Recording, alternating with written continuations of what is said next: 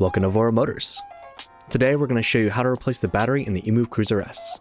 For these tasks, you'll need a 3 and 4mm hex key. To start, use a 3mm hex key to unscrew the 10 small screws on the top deck. Next, use a 4mm hex key to unscrew the remaining 5 larger screws on the top deck. Now remove the top deck cover and foam inserts and set aside. To access the front U-deck cover, fold up the electric scooter.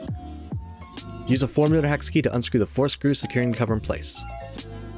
With a 3mm hex key, unscrew the screws on the left and right corners of the cover. Remove the front U-deck cover so you can access the wiring inside. Locate the large yellow battery connector in the front of the deck and disconnect it. Find the small yellow connector in the right side of the deck and disconnect it as well. Now you can remove the battery. Place your new battery into the deck with the cables facing forward.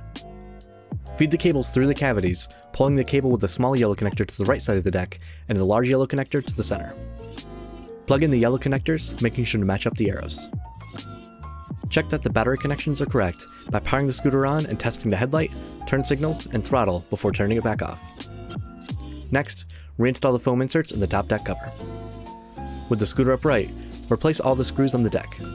Use a 3mm hex key for the smaller screws and a 4mm hex key for the larger screws. Fold the scooter and gently position the cables back inside the deck. Place the front U-deck cover back on, knocking into place if necessary. Secure all screws on the deck with the 3 and 4mm hex keys. And that's it. If you have any questions, please feel free to contact our customer support team at VoroMotors.com. Have any tutorials you'd like to see? Make sure to leave them in the comment section below. Until then, safe riding.